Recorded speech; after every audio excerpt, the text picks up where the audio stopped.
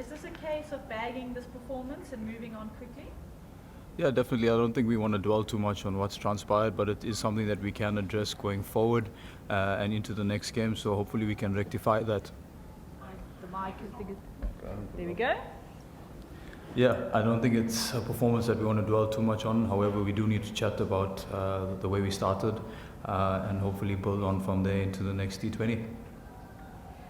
Have you ever been in a team that has had a top order collapse like that? And can you describe the feeling in the dugout while it was happening?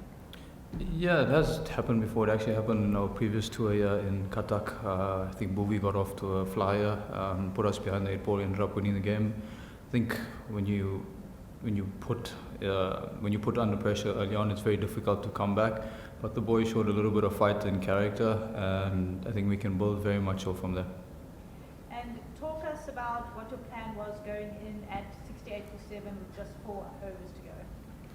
Yeah, I think when Pani and I were in, we said to ourselves we're going to try to take it to the 17th over. Unfortunately, got out, and then KG walked in. So I think at the 18th over, that was our goal, to start accelerating. And yeah, luckily we got a bit of runs in the back end there.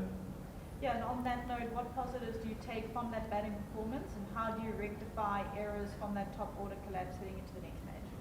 I think the character we showed from being 29 for 5 or 20 for 5 to come back and get 107 and still sort of make a game of it, I think we can take a lot of positives from that. But I think it's something that we need to address is the new ball. In the way we're playing it, there's a lot of swing, so maybe just adjust our plans and mindset and build from there. Who would like to take the floor? Were you surprised with the kind of wicket you got here, and did things become easy as maybe after 7-8 over after the power play as the ball became? Well, we didn't know what to expect. We did see that the side winning the toss tends to bowl first. We didn't expect the ball to swing that much. But I don't think it was an easy wicket to bat on. It was very two-paced. The odd one skidded through with a lot of tennis ball bounce at various points. I just think the application we showed up front, maybe we need to just reassess that and find ways to combat the swing. Yeah, just to repeat the supplementary question.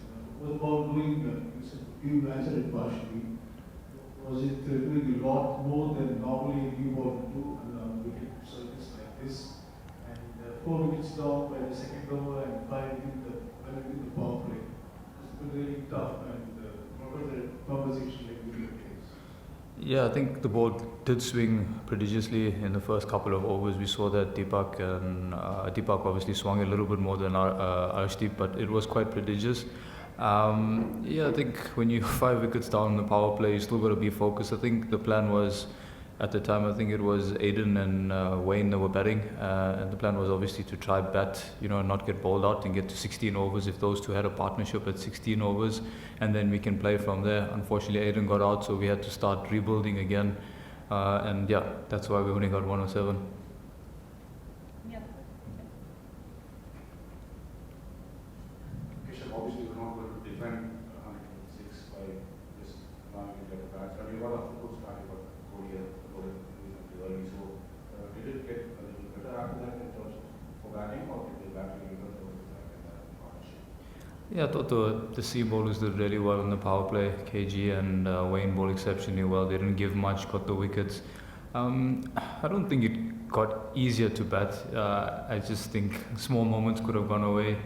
When Surya first came on, if that top edge went to hand, it could have been a different situation. But I suppose when you're behind the 8-ball, nothing seems to go your way. But full credit to the Indian batting unit. I thought they batted exceptionally well. KL and Surya, they took their time, approached it, and just played within their game plans.